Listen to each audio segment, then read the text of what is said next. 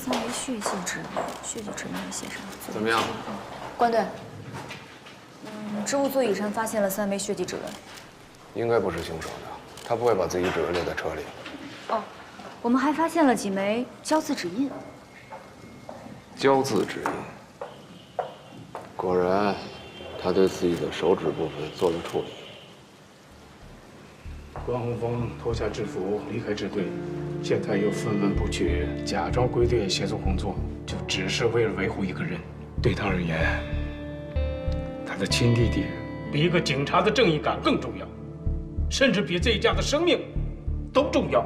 这样的关宏峰是个什么立场的人？哎，这个放这边吧，谢谢。 那些玻璃碎片收集的怎么样？哦，办公室还在做筛选。叫他们尽快回复，我想知道是被什么击碎的。好。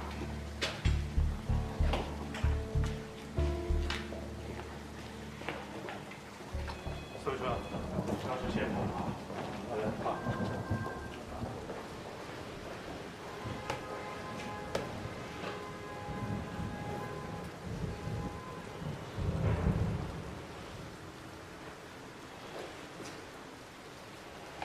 有事儿？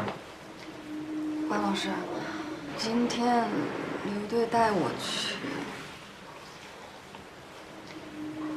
我还是想问您，现在那么多确凿的证据都指向了你弟弟，为什么您还那么坚定地相信他是无罪的呢？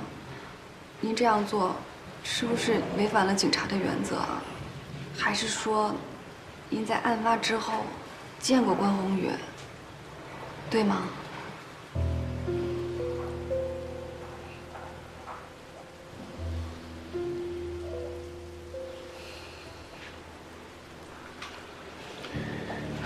我跟我弟弟是一块长大的，没有人比我更了解他。他会犯错，但是他绝不会干这种事儿，因为我信任他。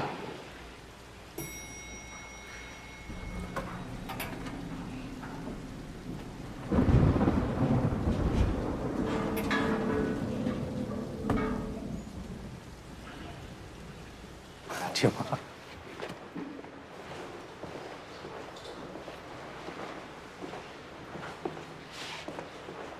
什么时候你官大我一级了？啊？你什么意思啊？这么大的命案摆在眼前，你带着你闺女去参观曙光4号院的楼盘，还和区长套近乎，你就不能干点刑警本分的事儿吗？没问题啊。你周巡、周队，那请周队分派任务吧。哼，好。第2、第3谈话时，被害人的家属对尸检解剖很有意见。你这么会搞人际，去接待一下啊。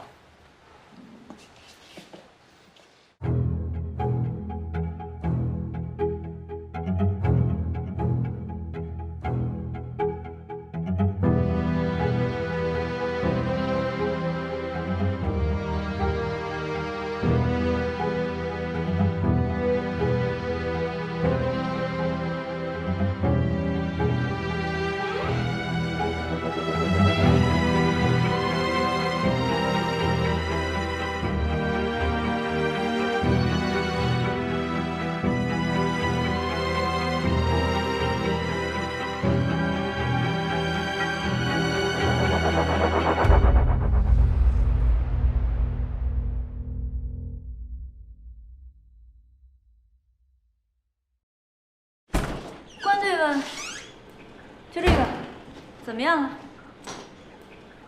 唉，不怎么样。这种玻璃一旦碎了，它会形成大部分边缘是钝角的蜂巢式的碎片。很多的碎片呢，它就是这种大概0.3厘米，形状还很相似。我倒想看看关队自己怎样将这堆垃圾拼回去。关队让我们复原它，无非是想知道车窗是被什么东西打破的。那既然所有的形状都一致，我们只需要找出那些形状不一致的、有被外力破损痕迹的碎片，拼出局部的被打击的破损口，这样不就可以了吗？是啊，来，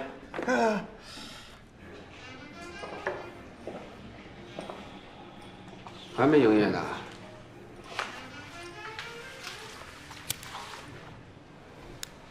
你生日啊？耿叔生日。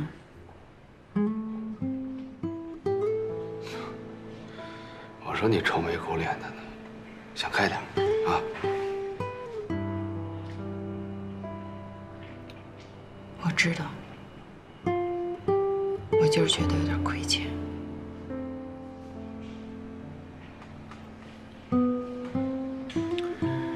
或许付出的人并不这么想。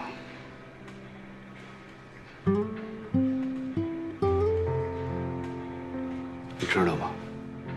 我小的时候呢，家境贫寒，父亲走得早，全靠母亲撑起这个家。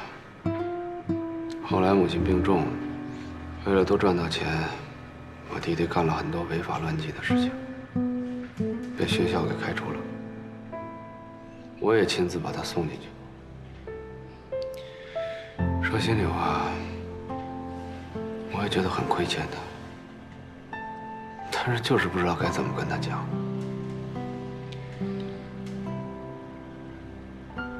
到现在想来，也许是兄弟之间缺乏对相互付出的那份理解吧。其实我也觉得，你们哥俩挺不容易的。关宏宇，你就别总埋怨你哥了。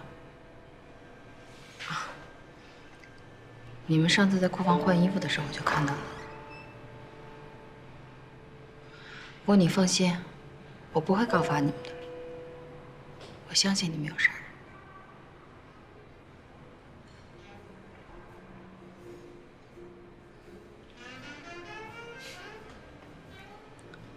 行啊，你竟敢偷看我们换衣服！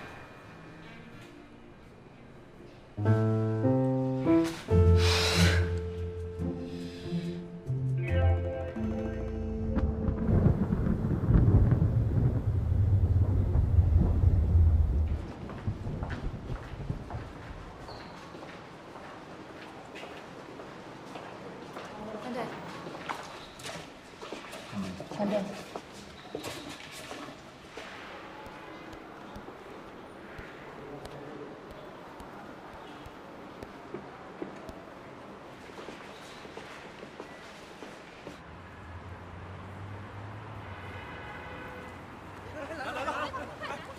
您好，能介绍一下李帝生遇害案的具体情况吗？案情有什么新的进展吗？据说陈爱死前被迷奸，能透露一下吗？请问您就是半年前从长风支队离职的关宏峰队长吗？您什么时候又复职了呢？请问您对您弟弟被通缉有什么看法呢？听说李立深死时全身赤裸，如果他涉嫌强奸了常爱爱的话，那这会不会是一起神秘的暗桩案呢？局里已经责成刘长勇副队长接受大家采访，他会一一作答。刘副队长，关宏峰队长不是离职了吗？什么时候复职的呀？你们一个个吧，一个个，什么事儿？哥，其实啊，咱们早就该换个地方。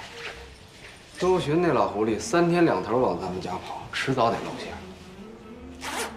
这次是没办法，还是家里比较安全。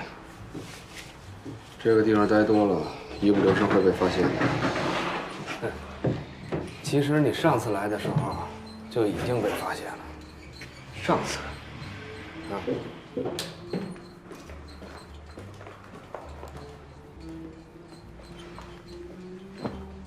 我要是不相信你们的话，我早就报警了。还真别说呀，你们哥俩长得还真挺像。废话，什么叫像啊？哪儿都一样。哪儿都一样。哪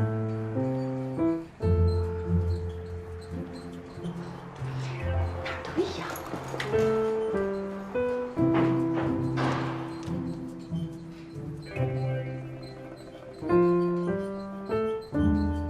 他什么意思啊？没什么意思，哥，今天晚上你就在这凑合一下吧，啊。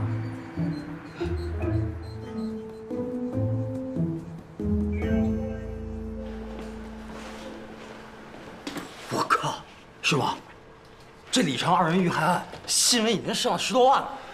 谁？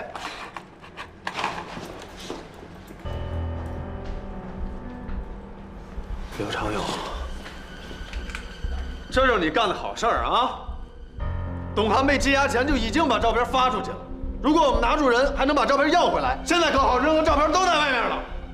你现在就是把那100万记者都抓回来，你也封不住消息。告诉你，刘长勇，要是因为这事儿破不了案，这雷你丫扛定了，而且你还把整个支队都搭进去了。你火什么？人家是拿着区里的文件来的，现在人走了，你来什么劲儿？发什么火？有火气，你去区里闹去。你还有理了是吧？不是，你来看这个，看这个。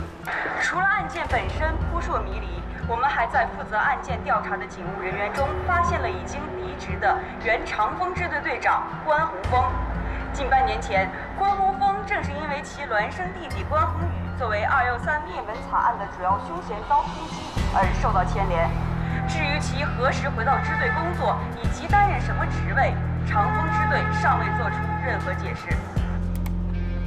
刘长勇，你他妈是不是诚心的？你什么意思啊？这咱们不生气。部队，老关呢？我问你，关宏峰。哎，就你嗓门大，这全楼道都听见了。这大家都辛苦了一天了，就不能体谅体谅？别体谅了，快点吧！你看看这是什么？都已经这样了，你再嚷嚷也没用了，只能尽快破案，才能平息这场舆论风暴。来，都坐吧，说说情况。哎，你干嘛去了？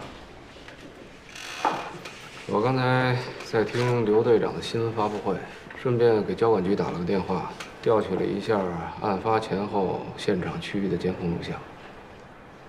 来，快点。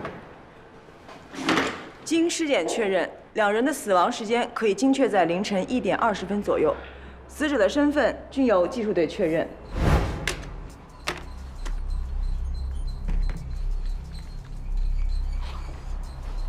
搞那么麻烦干什么呀？电话直接通着不就得了吗？这可不行啊！万一人家打你电话的时候，正好你是通话，怎么办？哎，我跟你说啊，如果开会直接让我讲什么，我可就没戏唱了。你一定罩住了我啊！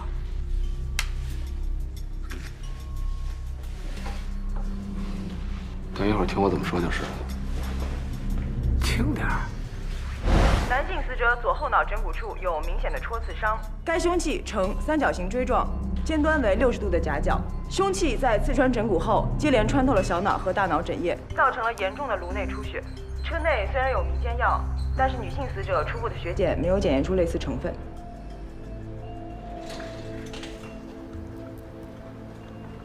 看来尸检和亚楠在现场的初步推断差不多，继续让技术队介绍情况。那你们这边呢？由于天气原因，现场周围无从寻找足迹，但是也没有发现除了被害人车辆之外有其他的车辆进入现场的痕迹，所以初步推断凶手应该是步行进入现场。从织物座椅上提取到的3枚血迹指纹均为女性被害人。身份确认得知，男性死者李立生，23岁，著名企业家李善一的独子，曾经因寻衅滋事被我局治安支队拘留，被媒体长期爆料出与演艺界多名人士发生不正当关系。女性死者常梦冉，也就是前一段时间在网络上一度高调出位的常爱爱，19岁，无前科，也没有犯罪记录。这个是常梦冉的证件照。当然，从现场获得最重要的物证，是被害人在车前座夹缝中用来偷拍的手机录下来的案发视频。这拍的我看不清楚，不开灯啊。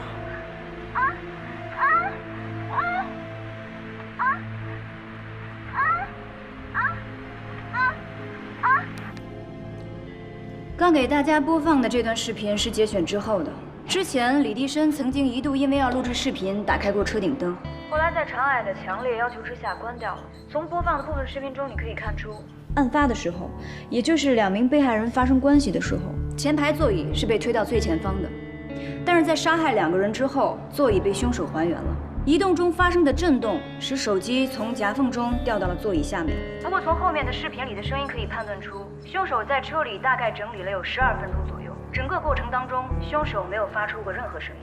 直到我们警方赶到现场的时候，再也没有拍到任何有效信息。问技术队左后车窗是被什么打碎的？那车玻璃呢？根据您的要求，我们拼凑整合了现场玻璃碎片的局部。通过破损处的形状，初步推断出车窗应该是被一个边长为0.25厘米左右的等边三角形锥状利器打破的，和凶器形状一致，等边三角形锥状，60度夹角，真的是破窗器吗？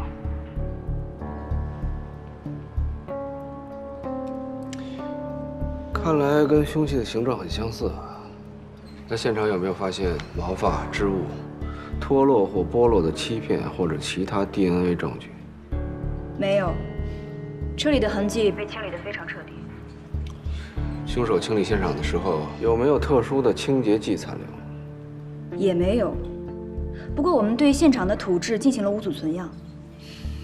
这部分意义不大，不过还是例行问一下，被害人的财物、饰品什么的。那被害人的财物啊、饰品什么的呢？没有遗失。那个长爱长爱是自愿与李迪生发生的性行为，当然从黑灯瞎火的视频也听得出来哈。在他遇害之后，没有发现任何性侵害的痕迹。不求财也不好色，你看呢？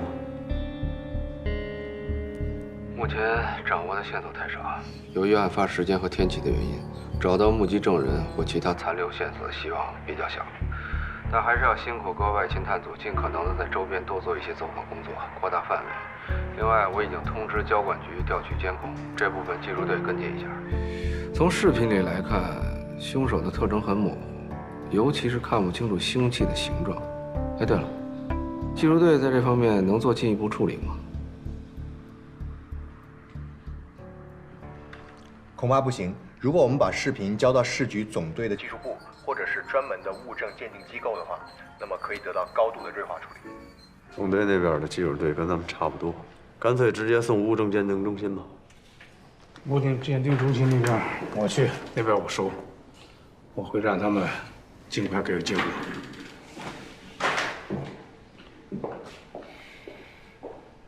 想必我也不用再发一次火了吧？大家也都知道事态的严重性，都给我赶紧干活。是。让周迅留下。哎，周雪，稍等一下。有事儿。鉴于目前已经泄露太多的信息，以下要说的，知道的人越少越好。事实上，现场证据呈现出的最明显特征是，凶手很可能存在某种轻度的强迫症倾向。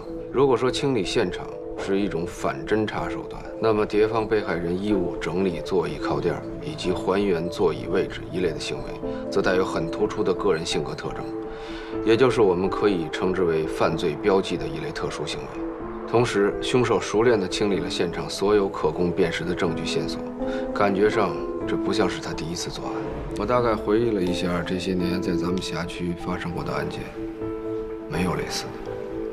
那我去市局请示，调动警力，去核查近5年全市范围内有类似特征未结的命案。周队，办公室。先等会儿行吗？顾局来了。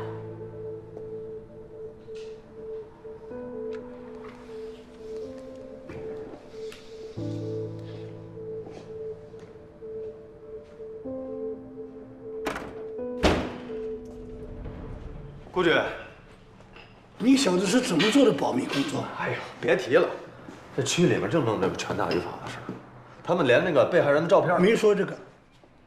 市局政治处直接给我来了电话，问关洪峰为什么还在支队参与工作。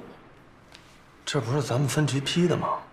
只要能破案，咱们内部怎么都好受。可是现在消息传到了社会上，这就有个社会影响问题啊。这不，市局已经给我下了批示，限我1周之内，左手摁着你小子的脑袋，右手举着情况说明，去向1把局长汇报。顾局，这老关回来之后怎么样，咱可都看在眼里啊。你怎么还没搞清楚状况啊？这根本就不是一个关鸿飞的问题。如果不能给市局一个满意的答复，连你我呀都得脱衣服。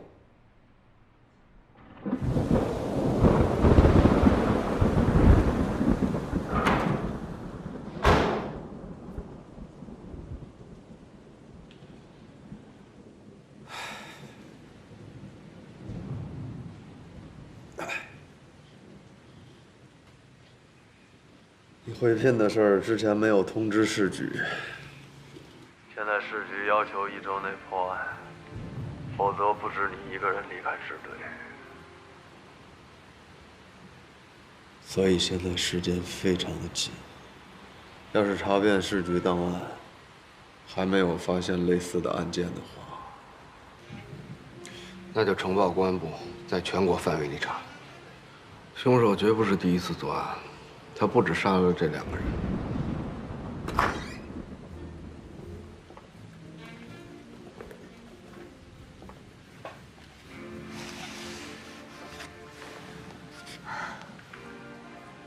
本店的招牌艺名。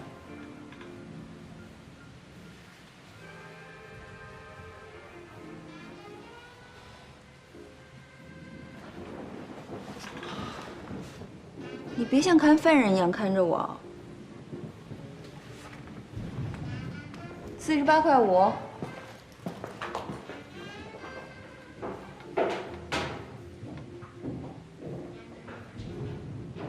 你能不能把筛查范围缩小一点？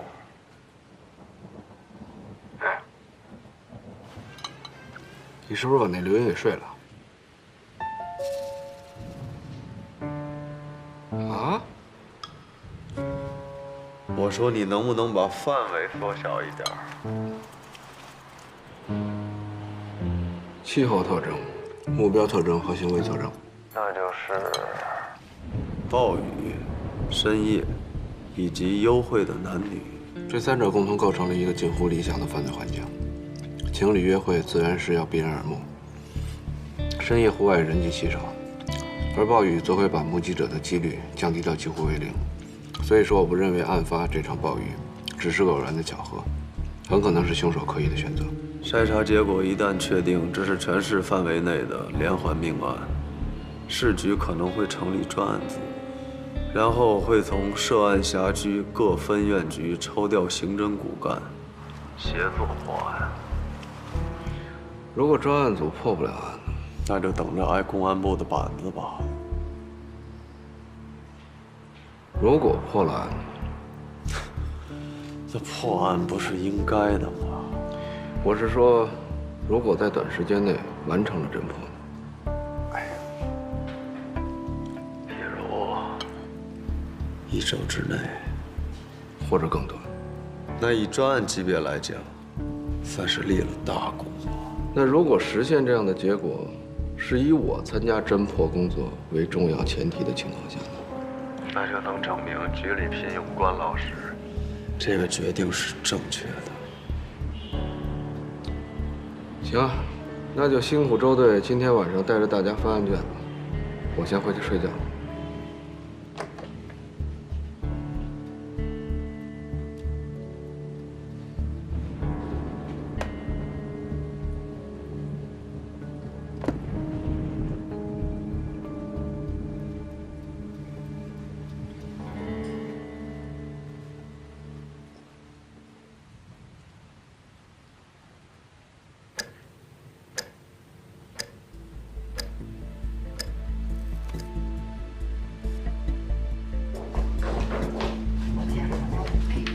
这个事儿是这样的，你觉得呢？这个怎么样？你这样，你再寄2期，880。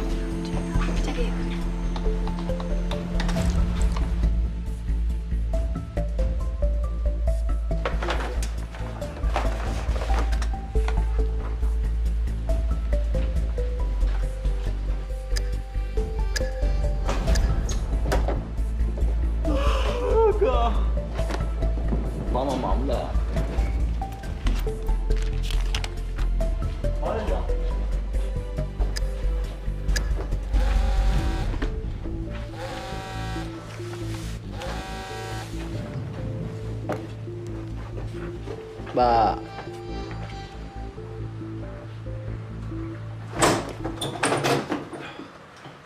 周队，啊，找到一起。去年向阳区亮马河南草地，暴雨，被害人一男一女，凶手打破后车窗，但是没有留下任何痕迹。周队，海港区那边来气儿了，也发现两起。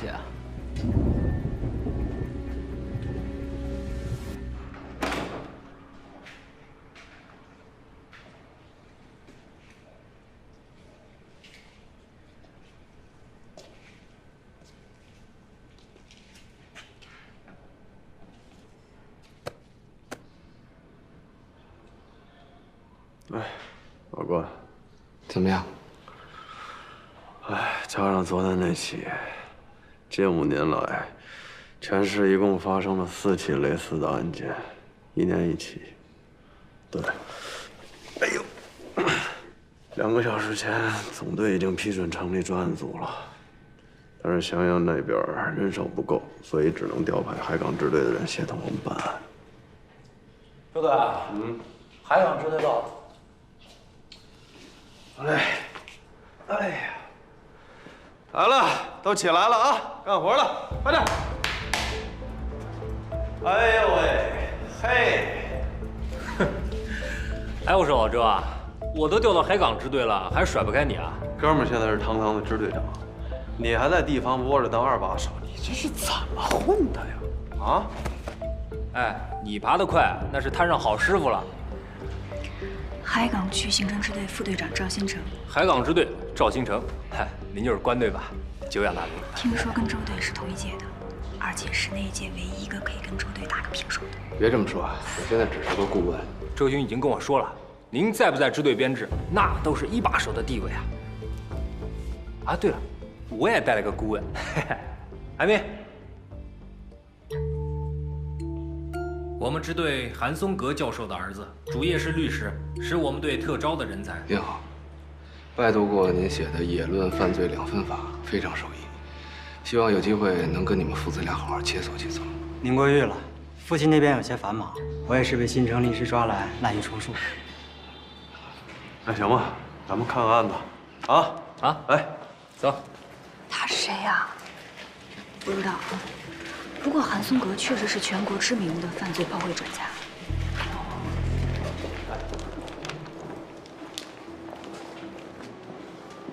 从时间顺序上看，海港这2起是头2起啊。根据你给我的筛选标准啊，确实在前年和大前年有2起非常类似的案件。第1起是在林业大学的北墙外，案发当晚下着暴雨，被害人是53岁的男子李某和卖淫女刘某。当时2人是在李某的车里进行性交易，期间车窗被敲碎了。这个2人都是被同一种利器戳死头部致死，现场没有留下任何线索。这个车上呢也被整理得一干二净啊，消防栓瓶子也被擦过了。这起也是啊，没有发现任何指纹和其他可供排查的线索。这个尸体有被移动过的痕迹，而且他们的衣物啊也被重新整理过。但最夸张的是，这男的从拉链到皮带被系得整整齐齐，他老二上面还套了个安全套。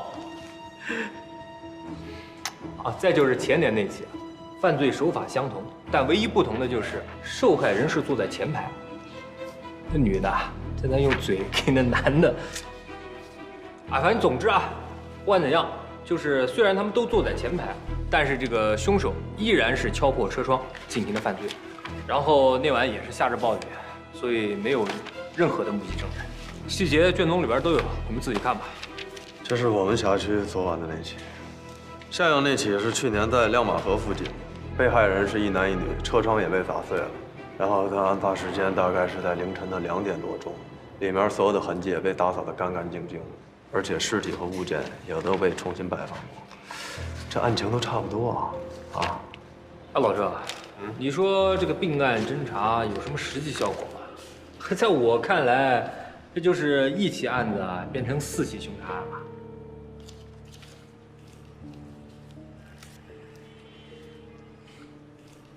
在凶手连续作案的情况下，我们从每起案件当中找到其中的相同点和不同点，这样就可以找到他新的排查方案。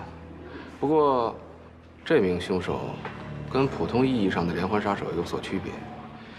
他的冷却期很稳定，长达1年，这很罕见。每次打碎的都是后车窗吗？是的，就连被害人坐在前座的那次，凶手也是打碎了车窗的后座玻璃。看来跟天气一样，也是凶手刻意做的选择。那有没有可能是因为在车辆出厂的时候，这个后窗的车膜已经做过这样处理了，所以车主不会再贴车膜了，所以凶手会觉得后车窗更容易被击碎？有这个可能，说明凶手从第1起案开始就已经具备了相当成熟的犯罪技巧和超高的反侦查能力，而且这么多起案子，他一直保持步骤一致。前2次难免还会有些不一样吧？你们昨天的这起案件当中，推测凶手摆放尸体以及清理车内使用痕迹，大约用了12分钟，但他第1次用的时间似乎更长一些。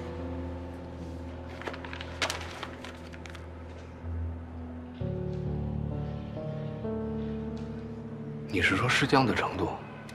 应该是。就是说，最快也要等被害者死了1个小时以后。看来这名凶手第1次处理现场不太熟练啊。哎，2位大师啊，咱们先暂缓学术讨论啊，先看看有什么价值的这个排查线索没有。从视频上来看，凶手是名男性，大概1.8米左右。从他处理尸体和案发现场可以推断出，他应该有轻微的强迫症倾向。虽然他是步行进入现场的，但是依据现场的案发时间和地域环境，可以看出他应该是有自驾的工具。凶手应该不低于40岁，正在或曾经从事着跟刑侦类有关的工作。能够在这个时间段四处游荡，应该是独居，或者跟年长的父母同住。冷却期有点长，那也不排除他有正常的家庭生活，因为过长的冷却期可能会让他的犯罪冲动更难以节制，这样犯罪的频率也可能产生变化。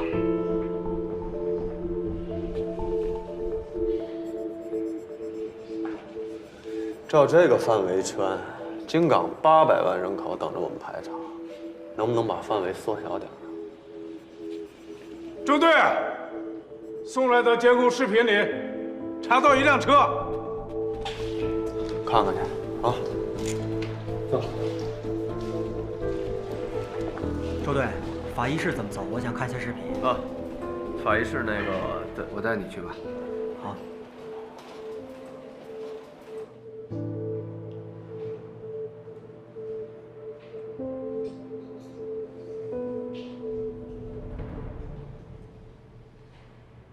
伤口有9公分深，这应该就是凶器的长度。如果说凶器至少9公分长，是不是更准确一些？向阳那本卷我还没有看过，但是海港区这2起，被害人的伤口深度都没有超过9公分。试想，凶手想要利起车窗有颅骨保护的头部，必定会用尽全力。而凶器一旦穿过颅骨，力量惯性自然会导致贯通到底的结果。但凶手不一定是使用身体力量实施的伤害。虽然视频里面看不清凶器，但从持械的手臂来看，应该不是发力的姿态。视频里凶手是用什么东西抵住被害人头部了吗？差不多。应该是某种可以单手持握的压力装置，而且不只能使用1次。那就是电子压力装置。能判断凶器的开封角度吗？尸检是看不出来，但我们还原了凶手击碎的车窗。从视频来看，凶手应该没有时间更换作案工具。如果击碎车窗的和凶器是一种工具的话，应该是某种夹角60度的3棱锥状头。60度角，倒是符合破窗器的规格。我也这么想。凶手很可能是把破窗器改装成了一种依靠电子压力装置驱动的凸刺锥。可惜这对排查似乎也没有什么帮助。谢谢高法医。顿顿，还有一件事儿，这是李迪生的尸检总结。这个给周旋就行了吧？事关重大的案件，还是给能用得到的人才好。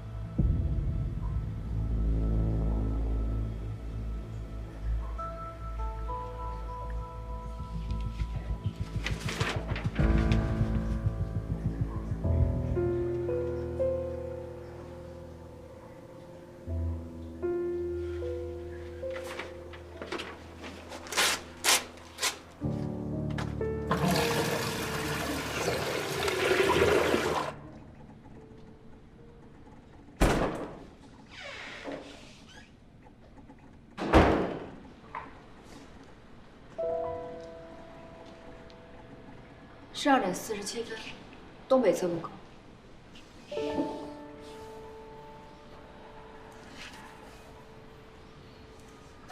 先把牌照记下来，找到车主做下排查。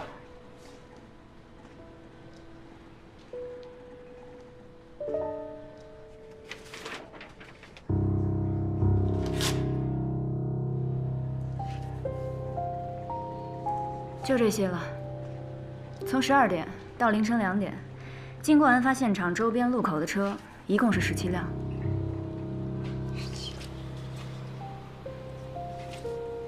有没有觉得哪辆特别像啊？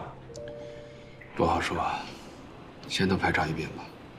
那这样吧，把那个车辆登记给我，我带人去做走访。监控有拍到被害人的车辆吗？什么时候进入现场？还没有查到，有可能12点以前就进入现场了。也可能，凶手从火攻俱乐部就开始跟踪了。什么意思啊？即使凶手随机的选择目标，那他也应该选择人群聚集的场所，确定目标之后再跟随，而不会四处乱逛凭运气。既然凶手可以谨慎到清理现场，那么即便他开车，他应该也不会大意到在案发的时间里把车开到有监控的区域里。那我们把调取监控的范围扩大，同时专门调取火攻俱乐部周围的监控呢？不管怎么说，先从监控里找被害人的车。如果凶手跟踪被害人的话，只要按着被害人生前开车的路线，应该就能找到凶手的踪迹。